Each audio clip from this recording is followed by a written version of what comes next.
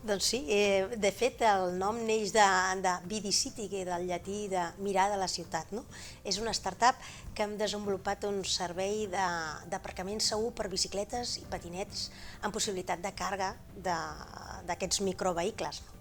Però anem molt més enllà perquè ens hem donat compte que a través de la mobilitat som capaços de poder transformar el món i fomentant la mobilitat sostenible, sempre diem al servei de les persones.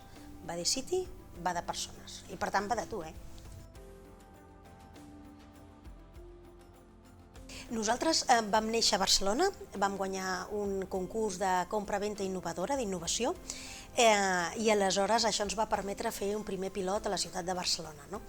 I ara ja hem sortit a fora de Barcelona, és un projecte també impulsat per Europa, hem rebut finançaments europeus i ara també han entrat en capital de la companyia i hem sortit cap a Madrid, hem guanyat un concurs allà a la ciutat de Madrid i per tant molt contents, en fase de creixement i d'esbranzida forta de la companyia.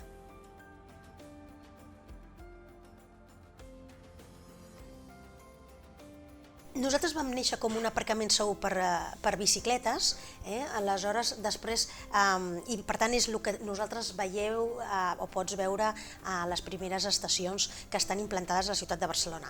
A Madrid ja hem posat la versió híbrida perquè quan anàvem a sortir al mercat, just abans de la pandèmia, doncs vam adonar-nos que els patinets havien vingut per quedar-se i que no podíem sortir amb una solució que només afrontés la micromobilitat des del punt de vista de la bicicleta només, sinó que el patinet tenia un protagonisme amb la mobilitat sostenible i llavors vam desenvolupar l'híbrid bicicleta-patinet i això és el que hem posat a Madrid novament i ara anireu veient més estacions híbrides, bicicletes, patinets també en el territori d'aquí.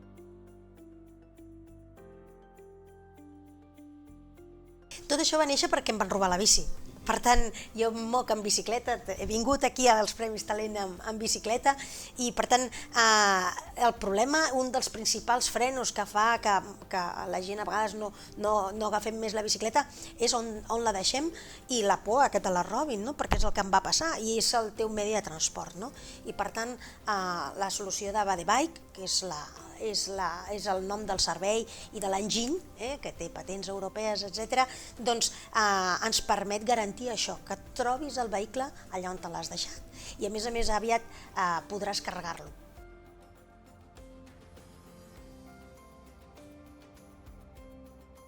Nosaltres, el nostre repte és créixer en tot el territori d'Espanya i a nivell europeu en els propers dos anys. És ambiciós, però tenim l'equip, l'enginy desenvolupat i les ganes de fer-ho, perquè amb això contribuïm, des de luego, a transformar les ciutats en ciutats més sostenibles. Mira, la innovació et diria que està en dos aspectes. El primer és l'enginy. Tenim a vegades un mobiliari urbà que te l'has de trobar repetit N vegades. Jo que vinc del món de l'urbanisme com a arquitecte i especialitat en urbanisme, sabem quins requeriments necessita aquest mobiliari urbà, que ocupi poc, perquè l'espai urbà és el que és i està acotat i que tingui un disseny determinat i que compleixi amb les funcions de seguretat, en aquest cas, i que tingui un cost relativament baix i baix de manteniment. I per tant nosaltres podem garantir que som els més segurs, els més econòmics i els que ocupem menys espai per resoldre aquesta funció.